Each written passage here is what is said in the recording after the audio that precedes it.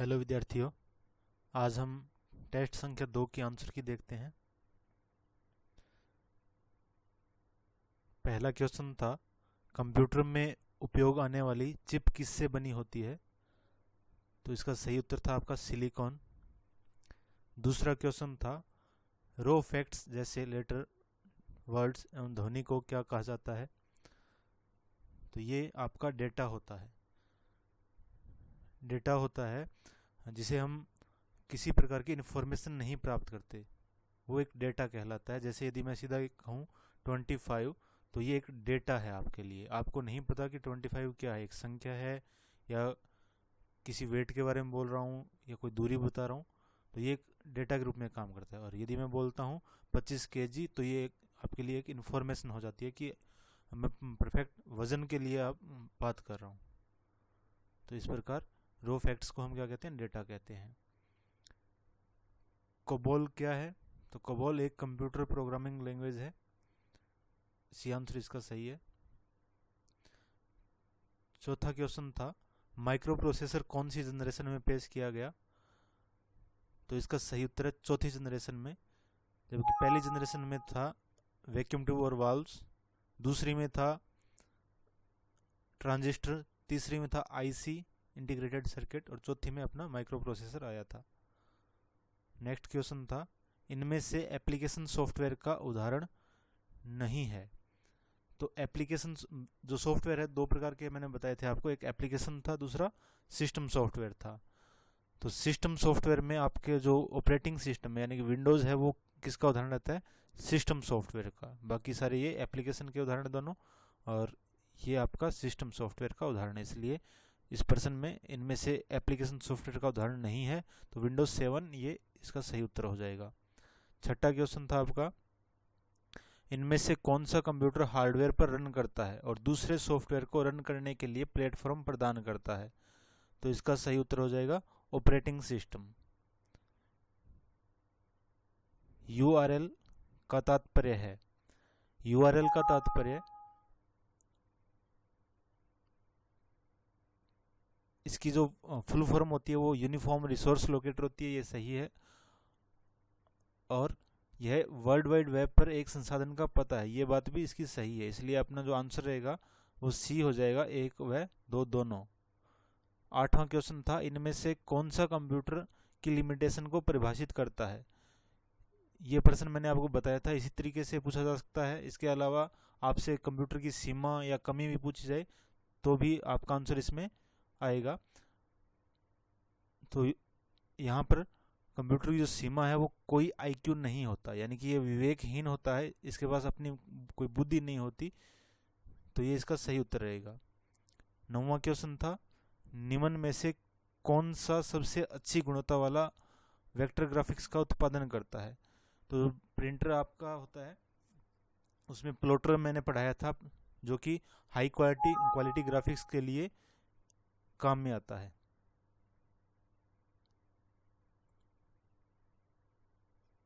10वां question था, निम्नलिखित में से कौन सा उपकरण पॉइंट करने वाला उपकरण नहीं है? यानी कि जो प्रश्न पूछा जा रहा है कि पॉइंटिंग डिवाइस कौन सी नहीं है, तो आप जानते हो माउस है वो एक पॉइंटिंग डिवाइस है, ट्रैक बॉल होता है, टच पैड होता है, जबकि कीबोर्ड है वो एक पॉइंटिंग डिवाइस नहीं होती। तो इसका सही उत्तर हो जाएगा कीबोर्ड। ये तक्षशिला की ओर से आपसे अपील, ज़्यादा से ज़्यादा पेड़ लगाएं।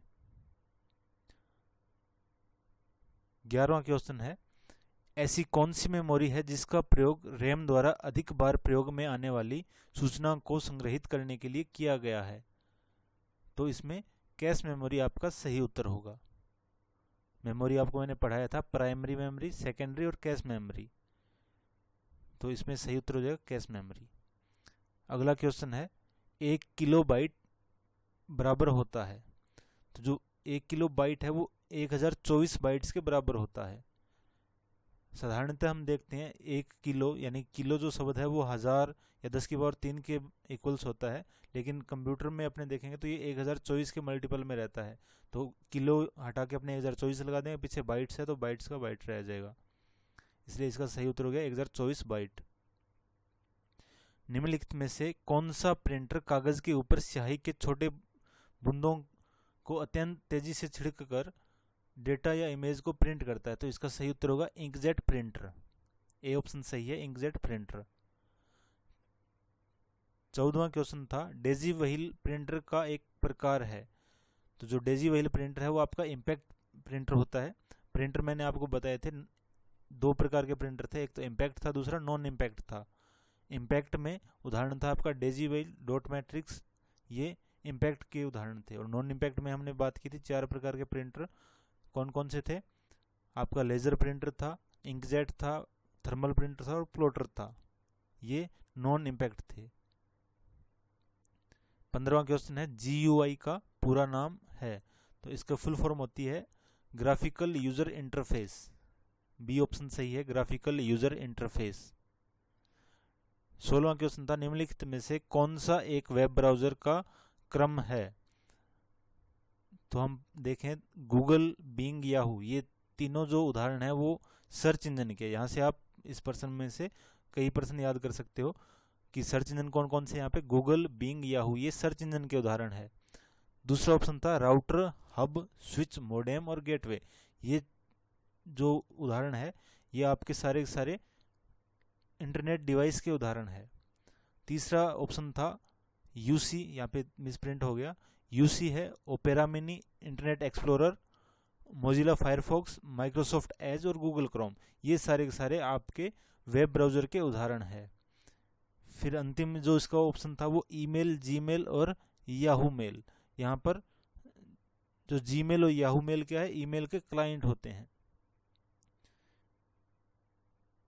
अगला क्वेश्चन है DSL का पूरा नाम क्या है। तो डिजिटल सब्सक्राइबर लाइन होता है। इसमें आपका सही उत्तर है डिजिटल सब्सक्राइबर लाइन। 18वां क्वेश्चन था मोडेम डेटा को रिक्तस्थान करने का एक उपकरण होता है।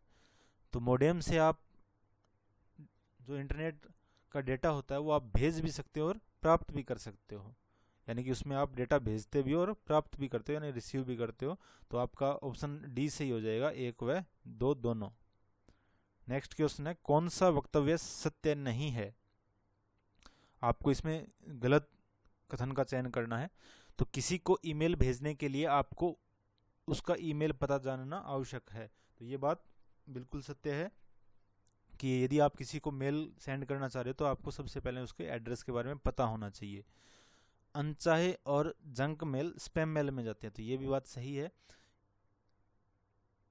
तीसरा ऑप्शन है हटाए गए मेल ट्रेस मेल में नहीं मिलते। तो शुरुआत में तो सही लिखा और अंत में इसने नहीं लगाकर अपना ये जो ऑप्शन है वो गलत कर दिया। हम जानते हैं कि जो हम डिलीट करते हैं या जो मेल हटाते हैं वो कहाँ मिलते हैं अपने को, ट्रेस मेल में। तो अपना जो आंसर हो जाएगा सी ऑप्शन हो जाएगा, हटाए गए मेल ट्रेस मेल में नहीं मिलते। और अंतिम था इसका ऑप्शन नया ईमेल भेजने को मेल कंपोज करना कहते हैं, ये भी सत्य था। 20वां क्वेश्चन था आपका निम्न में से कौन सा ऑपरेटिंग सिस्टम नहीं है। तो ओएस के उदाहरण आपको मैंने कहा था याद अवश्य रख लेना क्योंकि इसमें से क्वेश्चन बनता है। तो डोस है, ये एक ऑपरेटिंग सिस्टम का उदाहरण है। लाइनेक्स है, ये भी है। विंडो है, ये भी है। ओरेकल है, ये एक अलग सॉफ्टवेयर है, ओएस नहीं होता। 21वां क्वेश्चन था निम्न में से कौन सी विंडो में स्टार्ट बटन नहीं होता। तो ये भी आपको बताया था विंडो 8 में नहीं था, विंडो 8 और 8.1 में, जबकि 7 में है था और 10 में लाया गया इसको वापस। विंडो 8 और 8.1 में, यानी कि डी ऑप्शन यहाँ पे सही है, स्टार्ट बटन नहीं होता। स्टार्ट बटन कौन सा, ये वाला, इस तरीके से जो स्टार्ट मेन्यू बटन होता है ये इसमें नहीं पाया जाता विंडो 8 और 8.1 में। नेक्स्ट था कौन सा ऑपरेटिंग सिस्टम GUI या ग्राफिकल यूजर इंटरफेस का उदाहरण नहीं है। तो जो ऑपरेटिंग सिस्टम है वो मैंने बताए थे आपको 2 प्रकार के हो सकते हैं, एक तो GUI होता है, एक CUI होता है, ग्राफिकल यूजर इंटरफेस और कमांड लाइन इंटरफेस या command line user interface. GUI में जिसमें आप आइकन्स के माध्यम से कंप्यूटर को ऑपरेट करते हो, और CLI में क्या होगा, आप कमांड्स के थ्रू कंप्यूटर ऑपरेट करते हो। तो इसमें विंडो, लाइनेक्स और मैक OS ये तीनों जो उदाहरण है आपके GUI के उदाहरण है, जबकि जो यूनिक्स है ये आपके CLI का उदाहरण है। तो आपका आंसर हो जाएगा यूनिक्स। कंप्यूटर स्क्रीन पर उपस्थित ग्राफिक्स चिन्हों को कहा जाता है। पिक्चर, दिए गए सभी, इंटरनेट, आइकन। तो इसका सही उत्तर होगा आइकन। 24वां क्वेश्चन था आपका, मेल को कंपोज करते समय यदि आप किसी विशेष पते को मुख्य प्राप्तकर्ता को नहीं दिखाना चाहते तो आप किस विकल्प का इस्तेमाल करेंगे? आपने जब मैंने ये पढ़ाया था आपको स्पेशली बताया था कि जो मेल एड्रेस लिखते हैं उसमें 3 आपके पास ऑप्शन आते हैं। पहला ऑप्शन टू रहता है, फिर सीसी रहता है और अंत में बीसीसी रहता है। तो टू जो मुख्य प्राप्तकर्ता होता है वो होता है, और जो सीसी है जिसे हम कार्बन कॉपी कहते हैं उसमें आप जिसको प्रतिलिपि भेजना चाहते हो वो सीसी में आएगा। और जो बीसीसी है ब्लाइंड कार्बन कॉपी, वो आप इस प्रश्न के हिसाब से जो लिखा हुआ है कि आप मुख्य प्राप्तकर्ता को यदि नहीं दिखाना चाहते कि उसके अलावा आपने किसको भेजा तो आप उसको किस में रखोगे? बीसीसी में रखते हो, ब्लाइंड कार्बन कॉपी में। तो सही उत्तर हो गया बीसीसी। 25वां क्वेश्चन था, आपके द्वारा डिलीट किए गए मेल किस फोल्डर में सुरक्षित रहते हैं? तो इजी है, ट्रेस मेल, इसका सही उत्तर हो जाएगा। अगला क्वेश्चन था, अनचाही मेल, अवांछित मेल को कहा जाता है स्पैम मेल, इसको स्पैम मेल के नाम से भी जाना जाता है, इसका सही उत्तर है। 27वां क्वेश्चन था, रेगिस्तान एक फाइल जो ईमेल मैसेज के साथ जुड़कर जाती है उसे हम क्या कहते हैं? विकल्प कहते हैं, अटैचमेंट कहते हैं, पार्सल या ईमेल। तो हम इसके जो फाइल को अटैचमेंट कहते हैं, या जो फाइल अटैच करना उसको बोला जाता है, हिंदी में संलग्न बोल दिया जाता है इसको। 28वां क्वेश्चन था, ईमेल में संदेश के साथ जब आप किसी फोटो वीडियो को जोड़कर भेजते हो तो इसे फाइल अटैच करना कहते हैं। ये अभी अपने ऊपर क्वेश्चन में किया। आप अधिकतम किस साइज की फाइल को अटैच कर सकते हैं? ये प्रश्न भी पूछा जाता है अधिकतर। तो इसमें मैक्सिमम जो आपका साइज रहता है वो 25 MB रहता है। यहाँ पे सेम ऑप्शन थे, सिर्फ यूनिट का फर्क किया गया इसमें, MB, GB, KB। तो यहाँ पर 25 MB आपका सही उत्तर होगा, MB मेगाबाइट्स। 29वां क्वेश्चन था, DNS का तात्पर्य है। तो DNS की फुल फॉर्म रहती है यहाँ पे डोमेन नेम सिस्टम। क्या होता है DNS? जो अपना हम किसी भी वेबसाइट का एड्रेस देखते हैं जैसे www.google.com, तो हमारे लिए ये अल्फाबेट में लिखा रहता है, लेकिन जो इंटरनेट का सर्वर है उसे IP एड्रेस के रूप में पढ़ता है। तो जो IP एड्रेस से URL में चेंज करना, URL से IP एड्रेस में चेंज करना, ये काम होता है DNS का, यानी कि डोमेन नेम सिस्टम का।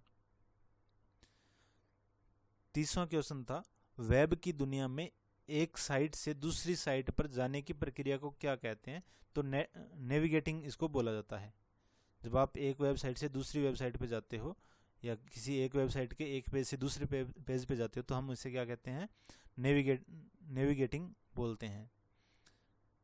31वां क्वेश्चन था, रुपे डेबिट कार्ड क्या है? पहला ऑप्शन है घरेलू डेबिट कार्ड, तो बिल्कुल सही बात है ये। दूसरा था, भारत में राष्ट्रीय भुगतान निगम द्वारा प्रस्तुत किया गया कार्ड, ये भी सही है। सभी ATM और POS मशीनों पर स्वीकृत, ये भी सही है। तो आपका उत्तर हो गया उपरोक्त सभी। 32वां क्वेश्चन था, OTP का पूरा नाम क्या है? जो हम अक्सर यूज करते हैं OTP, तो इसकी फुल फॉर्म होती है वन टाइम पासवर्ड। 33वां क्वेश्चन था, वर्चुअल बैंकिंग से आप क्या समझते हो? वर्चुअल बैंकिंग क्या होता है? जिसे हम एक तो बैंकिंग हम बैंक में जाके यानी कि ऑफलाइन करते हैं, वर्चुअल बैंकिंग जिसमें हम ऑनलाइन करते हैं, यानी कि आपको वहाँ बैंक में उपस्थित होने की आवश्यकता नहीं होती, जिसे आप आभासी बैंकिंग भी कह सकते हो। तो आभासी बैंकिंग को आप या वर्चुअल बैंकिंग को इंटरनेट बैंकिंग भी कहते हैं, नेट बैंकिंग भी कहते हैं और ई बैंकिंग भी कहते हैं। तो इस हिसाब से यहाँ पे ऑप्शन आपका डी सही हो जाएगा, उपरोक्त सभी। नेक्स्ट क्वेश्चन था, दिए गए कथनों पर विचार करो। पहला कथन था, ऑनलाइन भुगतान प्रणाली में प्रोटोकॉल HTTPS का इस्तेमाल किया जाता है, तो ये सही होगा मेरे हिसाब से। दूसरा जो कथन था, ऑनलाइन भुगतान करते समय कभी भी वेब पेज को रिलोड नहीं करना चाहिए, ये भी कथन सत्य है। ये आपको स्पेशली मैंने बताया था आपकी आम जीवन के लिए, कि जब कभी भी आप कहीं ऑनलाइन पेमेंट कर रहे हो, खास करके जैसे आप कोई ऑनलाइन शॉपिंग आपने की और वहाँ पे आप नेट बैंकिंग के थ्रू पेमेंट कर रहे हो, तो उस टाइम जो पेमेंट का पेज आता है उसको कभी भी आप रिलोड ना करो, वो स्वतः रिलोड होकर आपको दूसरे वेब पेज पे लेके जाएगा। तो इसमें आपका ऑप्शन हो जाएगा दोनों कथन है जो सही है। 35वां क्वेश्चन था ऑनलाइन बैंकिंग नेट बैंकिंग के उपयोग हेतु क्या आवश्यक है। तो यदि आप नेट बैंकिंग का इस्तेमाल करना चाहते हो तो आपके पास यूज़र आईडी, यूज़र नेम और पासवर्ड होने चाहिए। इसका ऑप्शन ए सही हो गया, उपयोगकर्ता आईडी, यूज़र नेम और पासवर्ड आपके पास होने चाहिए। 36वां क्वेश्चन था ऑनलाइन डिजिटल भुगतान के माध्यम है, यानी कि आप जब ऑनलाइन या इंटरनेट पे पेमेंट करते हो तो कौन कौन से माध्यम का इस्तेमाल कर सकते हो। तो वहाँ पे आप डेबिट कार्ड का इस्तेमाल कर सकते हो, नेट बैंकिंग का इस्तेमाल कर सकते हो और क्रेडिट कार्ड, यानी कि दिए गए सभी का आप इस्तेमाल कर सकते हो। आपका आंसर इसमें सही हो जाएगा, दिए गए सभी। 37वां क्वेश्चन था कौन सी भुगतान प्रणाली आपके आधार कार्ड का इस्तेमाल करती है। तो इसमें AEPS आपका सही उत्तर होगा, आधार इनेबल पेमेंट सिस्टम। आधार इनेबल पेमेंट सिस्टम, इसमें आप यदि आपका जो आधार कार्ड है बैंक खाते के साथ जुड़ा हुआ है तो आप बिना ATM के भी ट्रांजैक्शन कर सकते हैं, पैसे ले भी सकते हैं और जमा भी करवाए जा सकते हैं किसी AEPS सुविधा केंद्र पे।